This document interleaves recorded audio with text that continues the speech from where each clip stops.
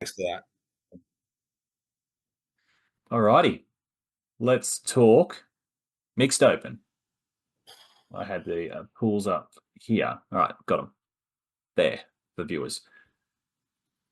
All right, pool A, pool B. I can start. I said I'd start.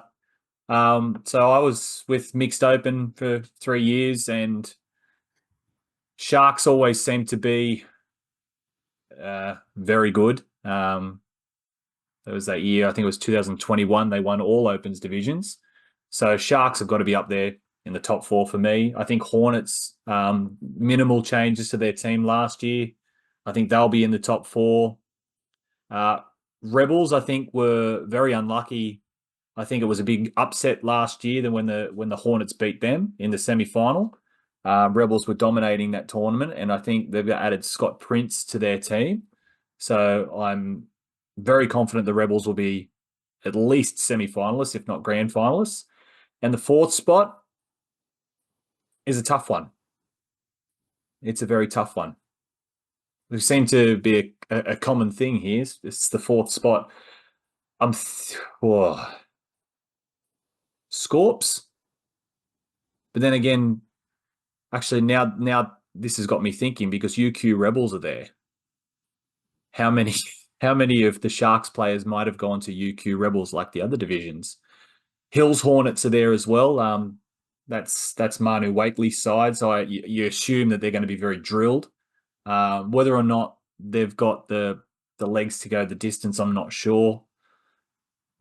Mark, can you give me some intel on UQ Rebels? Is that going to look like a South Queensland Sharks in mixed as well? I might just try and pull up the team list. What I do Oh, actually, believe sorry, is, you're the Sharks coach. He's the yeah. coach. Oh, phew. Conflict I of interest, Tom.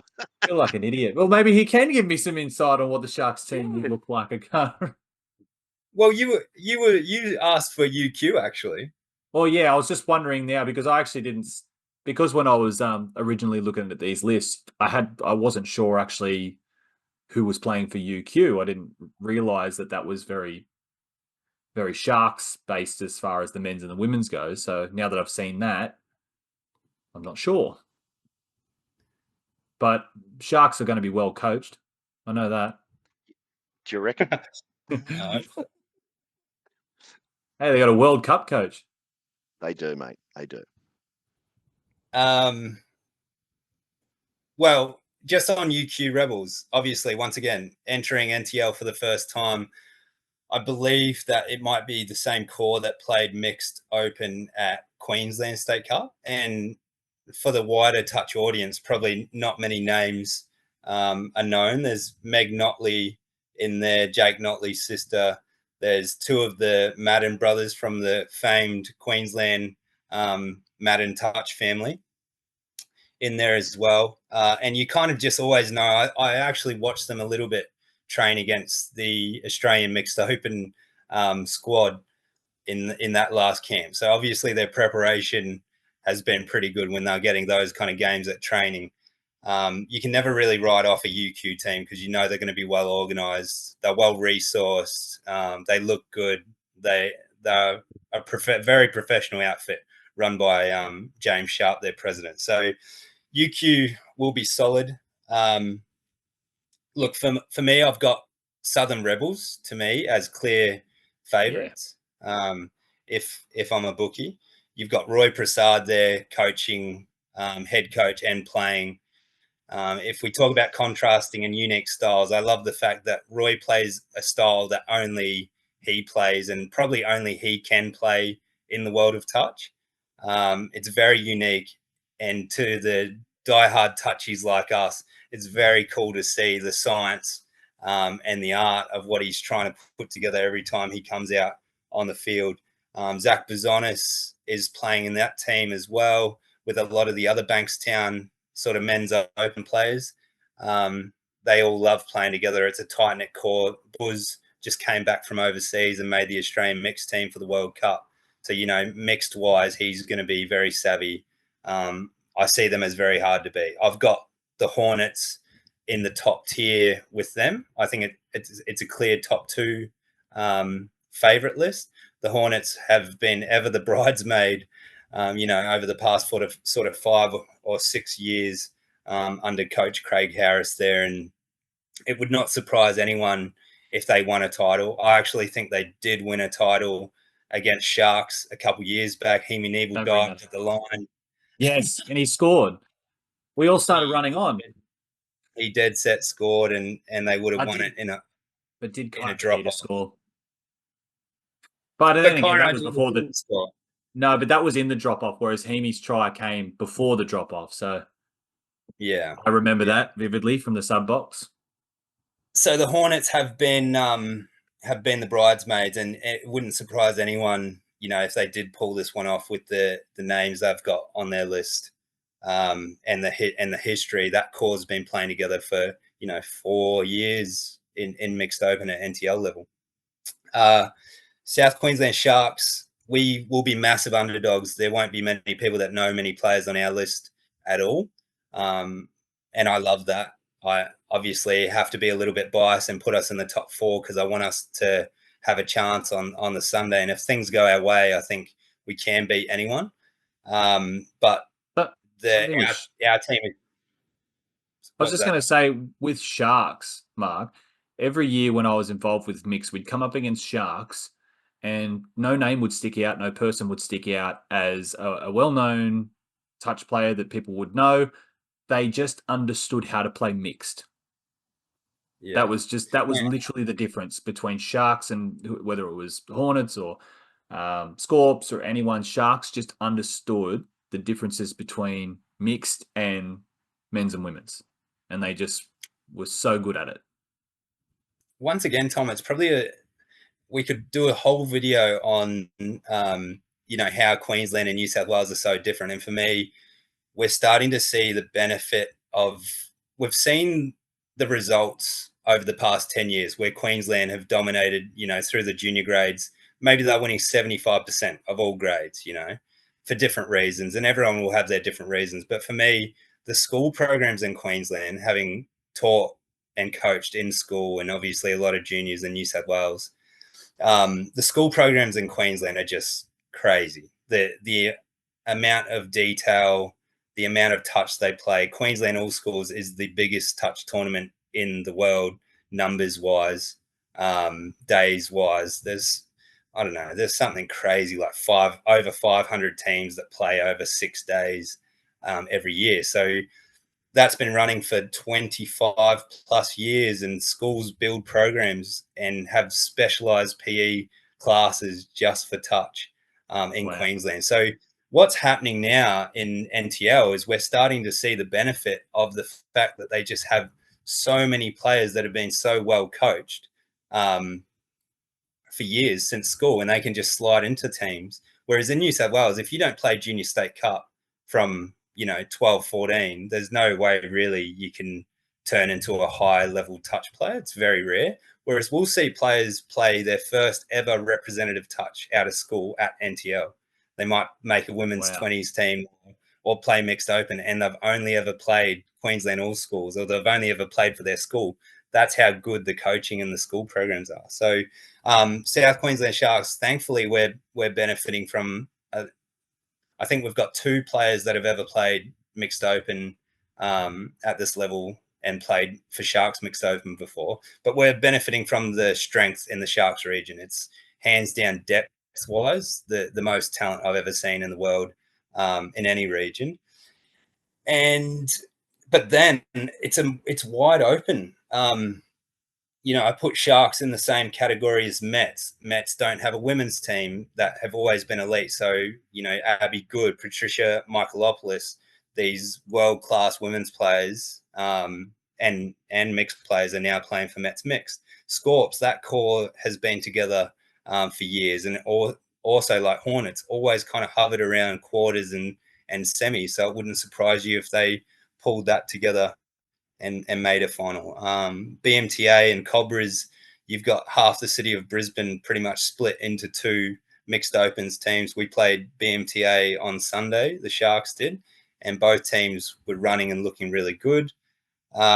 Hills Hornets, there was a 10-year period where Manu Wakely coached teams won 8 of 10 years of NTL mixed open. So you can never write off Hills. UQ Rebels, Coolum are going to be there or thereabouts as well.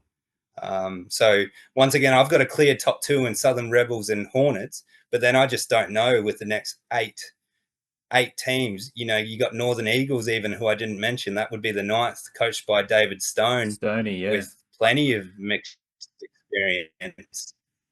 Well, they've got a lot of well. mixed experience in the sense that I've they've got always 9 just had teams in 2 spots. Eagles are they've never really had a men's or women's team. That's due to probably numbers. So those guys have played mixed for a lot of years. And I know Port Macquarie were actually quite successful in the mixed division for a few years at New South Wales State Cup. But I think looking at these teams, there's not one team in there that doesn't have the potential to make a quarterfinal. It's probably the only division where I'm looking at where I can't give you a team where I think not this year. And I don't want to harp on it, but I think the shorter games, it also brings the field closer together. If you were to get some wet weather or some poorer weather, that'll also narrow the gap between, let's call it the better teams and the not so better teams. But I agree with Tipple. I think the Rebels are going to be very, very hard to beat. The Southern Rebels, that is, with Roy Prasad, Kieran Hughes passing the ball 100 times before they dump on the 7 for a quickie. Was Rosario playing for them as well? Josh Rosario? I'm not sure. I didn't. I believe he is. I'll confirm that now. But yeah, he's a good mixed player as well. Origin player. I think Scorps will be there. They've got a good looking list there, and I think Hornets and I think Tipple Sharks will be the top 4. But I think the Southern Rebels, I think they'll take out the mixed division. When you said about passing a million times, that is something that the Rebels do extremely well, and whether that's from Roy Prasad or something, it's like their tactic is to get that third penalty.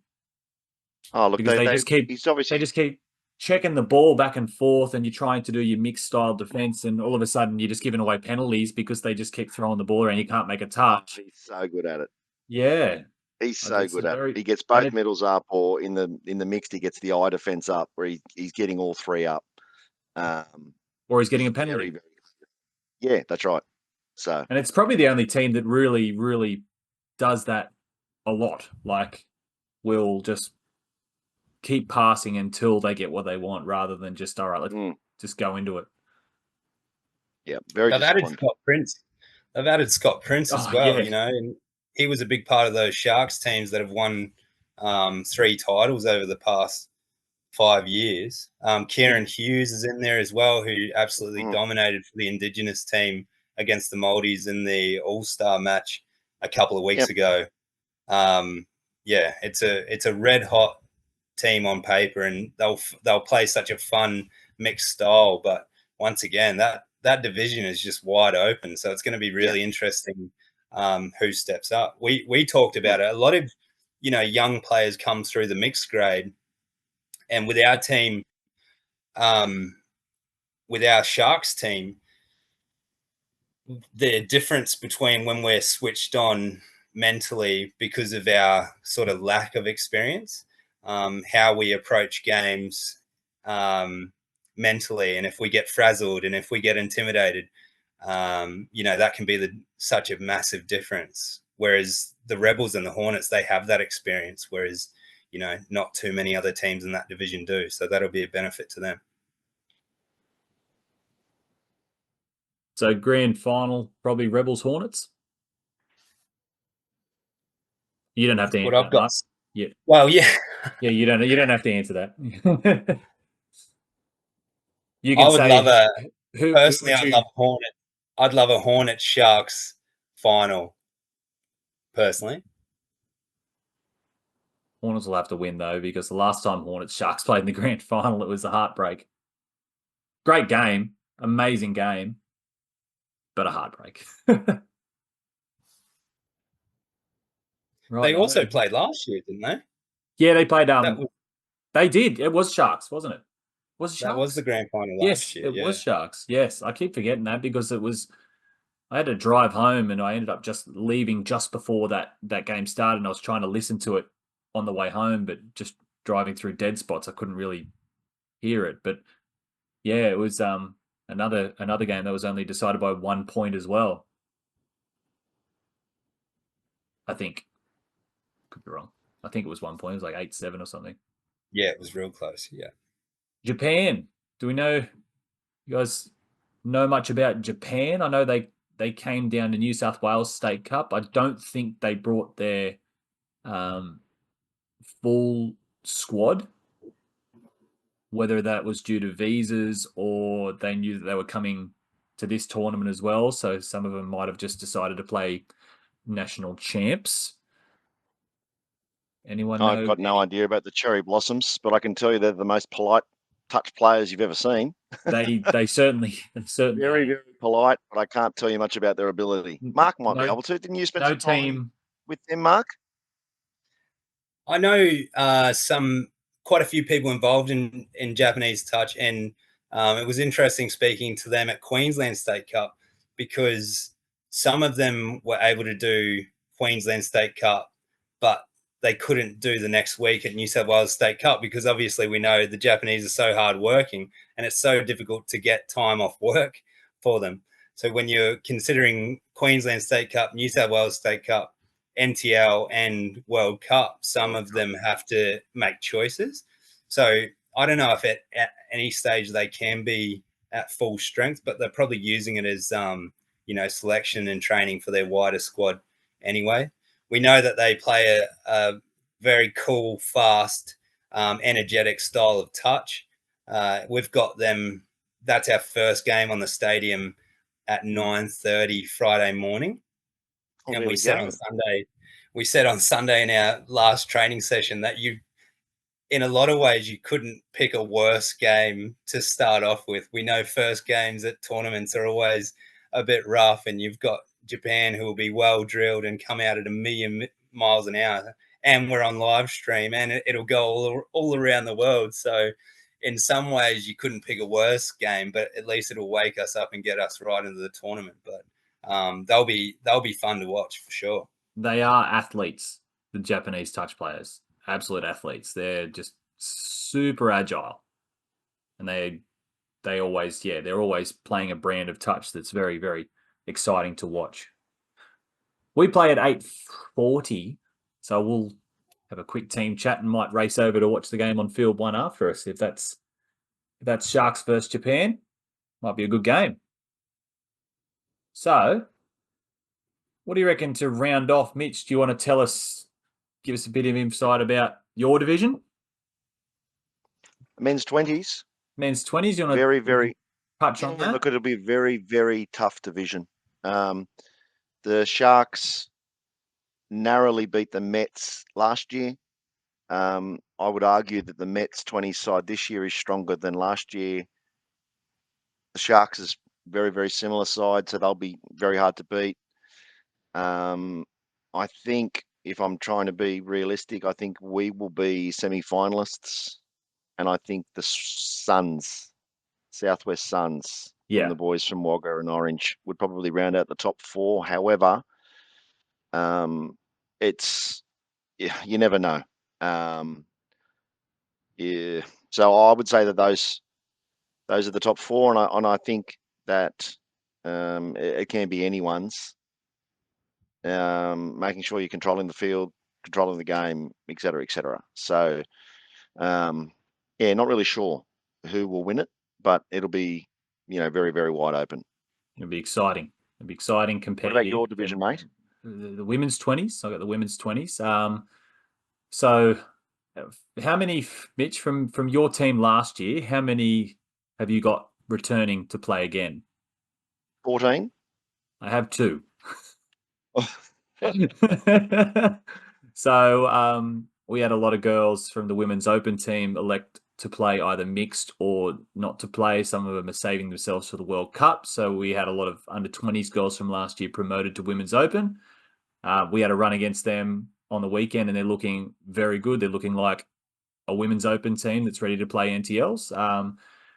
But I think that's actually the case for a lot of under-20s women's teams. There's a lot of players making their NTL and champs debuts. We assume that Scorps are going to be very hard to beat, as they normally are. And we're looking at Suns. Me personally, Suns have had all their women's opens players drop back to 20s. And they've got the Prestwich triplets, all back playing 20s. And they actually went quite well in women's open last year. So we're getting ready for a pretty red hot West-Southwest Suns side on Saturday afternoon.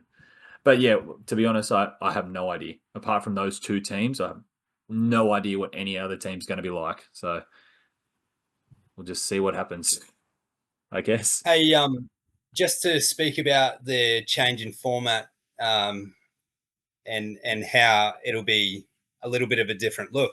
It's been missed in the fine print, and we've spoken incorrectly. But the games are 16-minute halves with a 3-minute half. We got a message. Did you see that message today, Mitch, in our Hornets group chat?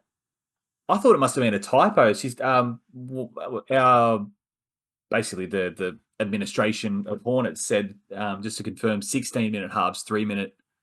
Was that a recent decision, or has that always been the case? Because we always thought it was 15. It's not going to make a difference. I actually more touch. I'm happy, but it just 16 minutes is kind of a weird number to land on. Very. No, Tom, I didn't see the message. I've in about 170 different WhatsApp groups for touch football, and I had a busy day at work, unfortunately, so I missed that one. There was a lot of messages since then, so you'd have to scroll up. Mark, was that a Mark Tipple decision, or were you involved in the decision making?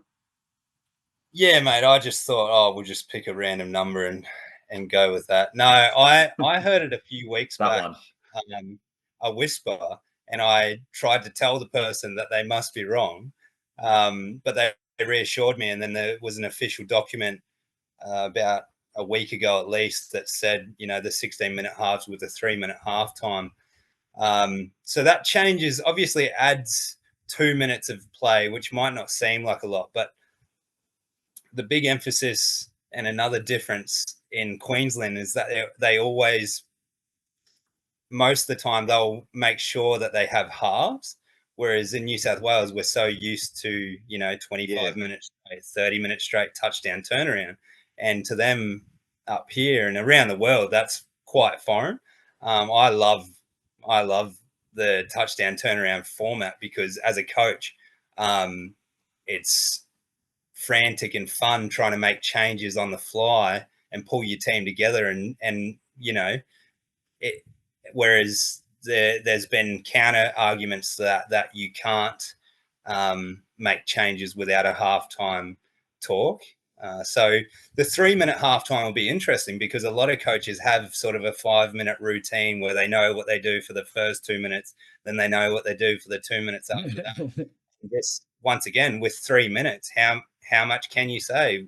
What do you say? What do you focus on? And what can you change? So it's going to be, for us as coaches, another fun little change and a switch up because it's unusual that we have such a short, half time.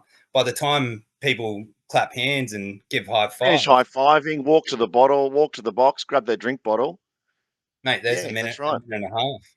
Yeah, I'm actually a big fan of the 3 minutes because I'm one of those coaches that don't really say too much unless something is desperately needed to be said. I just usually ask how the team's feeling and if we need to pick up some intensity. But I'm always finishing my chat and someone else might have something to say, and then we're kind of just like waiting for another 2 minutes or 3 minutes at some stage. So it might actually make myself seem more professional and more sort of time efficient with what's happening at halftime. So I am not complaining about the shortened halftime. I think the other people that might prefer a long halftime are the referees because they do a lot of running and a lot of games. So it'll be interesting to see what their point of view is. I'd like to get your guys' opinion on it. I thought about this a couple of years back because in New South Wales, the only time we would play 2 20-minute halves was either Vorden Cup international or NTL. And so I wondered if that was almost a disadvantage for New South Wales teams when they went to NTL, because you're playing longer halves, you can swing momentum in the coaching box at half time. And a lot of New South Wales coaches were getting maybe half the exposure to that, if at all, compared to the Queensland coaches. I'm interested in your opinion on that, but also a little bit of insight into how the shortened halves compared to 20 minutes will change the style of play. And you guys have obviously come off state cup campaigns all summer. You know the 25, 30-minute format really well. So how does that look different at NTL? You can go, Tom. I can go. So the year, the 2021, when they 2022, 2 years, so this is the third year that we've had 20s divisions. So we just had COVID, and we had another COVID in 2021. So we had a big chunk of touch footy missing. And I had the women's 20s back then as well. And all our team, not many of them had played a senior tournament because we had 2021 cancelled because of the weather. So they went from playing 25 minutes in a junior tournament to 40 minutes in an NTL's. And they took probably 2 or 3 games to actually get physically used to actually how long the game was. Because I remember in our first game, we played still vividly, it was against Victoria on the outer fields. And I think it was 2-2 at halftime. And I came off at halftime and we'd only been playing for 20 minutes and they were just exhausted. And they just said they couldn't believe that they had another half to go. So I think as far as the 20s divisions go, if you've got a young 20s team, which I did at the time, that is a big jump. A very big jump. Whereas probably the older ones who have had some exposure with Forden and stuff, it might be a bit better for them. But as far as the tactical approach goes, I actually like the fact that we can sort of prepare for 2 halves. Because if I was coaching against you, Mark, I might run one way in the first half and then go, hey, if I was their coach, I would say, let's do this. So we're going to do this instead, and try and always stay that one step ahead. Because I know, making changes, I know you enjoy doing it, but I think making changes on the fly is a lot more difficult than having everyone listening to you at once at halftime, and then you can just sort of get your message across a lot easier. So I personally like the half times, except for when you're winning and then you lose in the end. That's when it sucks. I think it is an adjustment, because unless you do play Vorden Cup or State of Origin, majority of touch players, if they're juniors, they'll play the junior format, or they'll play State Cup, which is 30 minutes straight. So they're not used to 2 20-minute halves. And I think you sort of see it at NYC in the younger age groups. The New South Wales teams get run over the top of for the last 5-10 minutes because those Queensland teams just don't stop running. So it takes a little bit of an adjustment. But I think 2 20-minute halves is ideal. It's almost like playing 2 games, to be really fair. And the message, you can change momentum in a game like that. Complete your sets, team drops the ball, you score again, you get a stop on their third kickoff, you're creating more pressure. That can happen in 2.5 minutes. In terms of how to tackle the 15 minutes, without spilling state secrets, I like being 16 minutes. I like being very boring to start the first 5-10 minutes of most games. I want to be vanilla, and I just want to run straight and start winning field position, completing sets, creating pressure, creating turnovers, have a bit of a look at what they're running, and then make adjustments after that. I guess you might sort of shrink that to 7 minutes, so sort of 7 or 8 sets of 6 instead of 10. Have a look at what they're shooting and what they're running and other bits and pieces, and then make adjustments. I don't think you need to get everyone in together to send a message. And sometimes if you've got different pods or you've got different players, you can have different messages for them. So you don't have to have the same message for everyone. I think there's some key effort areas and work on discipline, or they're all sort of fundamentals for everybody. But then you might have different messages for different individuals within the team with what they want to try and focus on. So, but I think it will be interesting to see how 16-minute halves goes as opposed to 20. It doesn't sound like a lot, but I think it will have an impact in the back half of games, and it will keep games tighter, I think. You just watch, there'll be the amount of games that will be decided by one try, where teams will be going, if it was only 15 minutes, or vice versa. If you lose by one, it's like, if it was only 20 minutes. What about you, Mark? That 100% will change the result.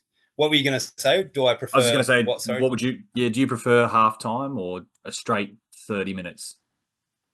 It's going to be interesting the impact that this has on touch overall. Obviously, there's lots of questions about the format overall, let alone the premier sort of national championship for Australia is going to 32-minute games. So what impact does that have on the sport in Australia, but around the world as well?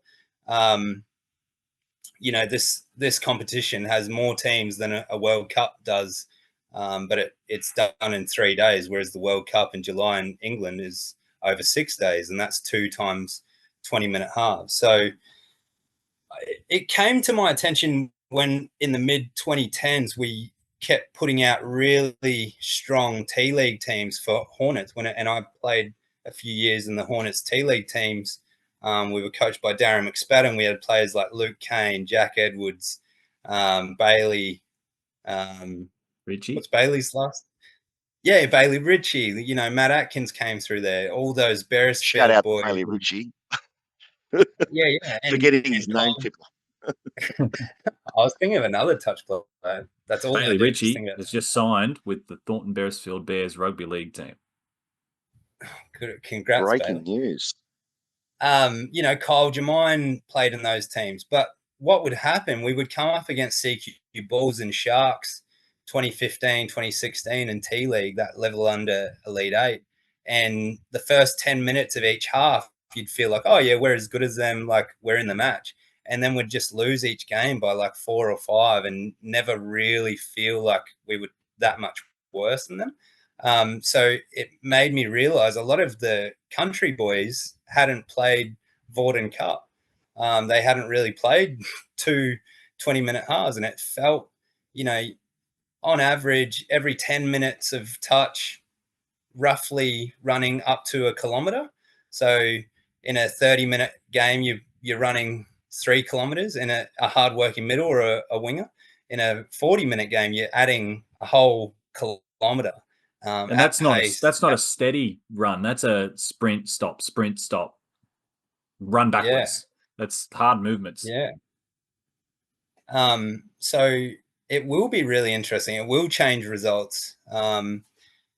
So, yeah, I mean, I think I've been vocal about a lot of things. I really like affiliates being able to go, even though I'm representing Sharks, and I really love Sharks. I've loved my time at Hornets.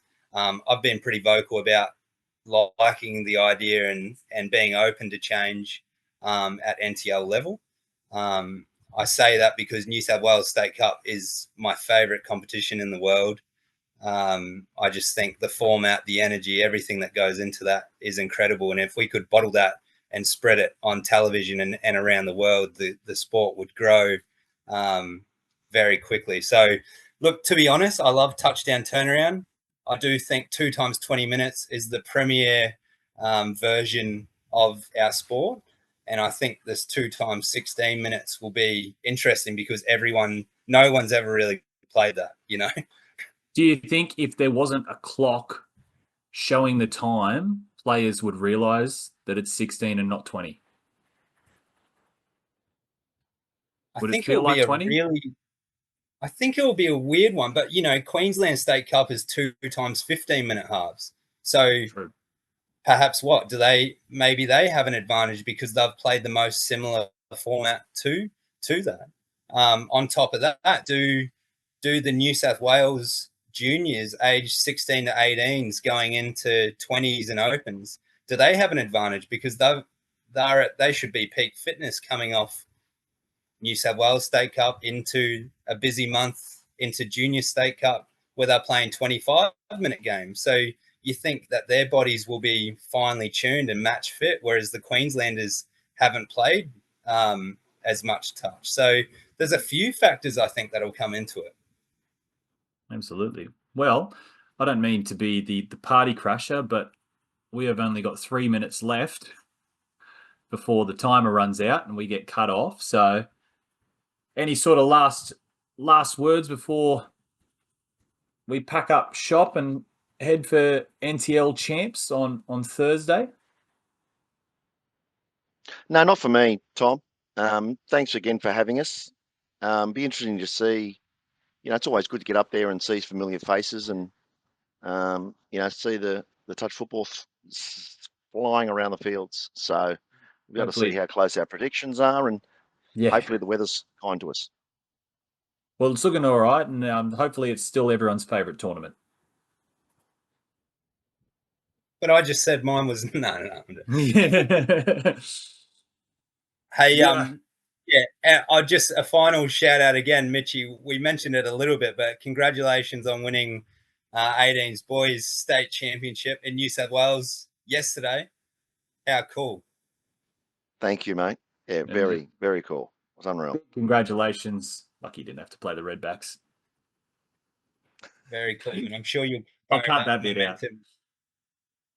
No, awesome. I rewatched the games. Awesome games, and they were good games. Like close. It's what you want. But awesome work. Thanks very much, guys, for coming. Hopefully, we can get more of this stuff out in the future because I like touch football and I like talking touch football. So, thanks for watching, everyone. Don't forget to subscribe, and we'll see you at NTL Champs. Ta-da.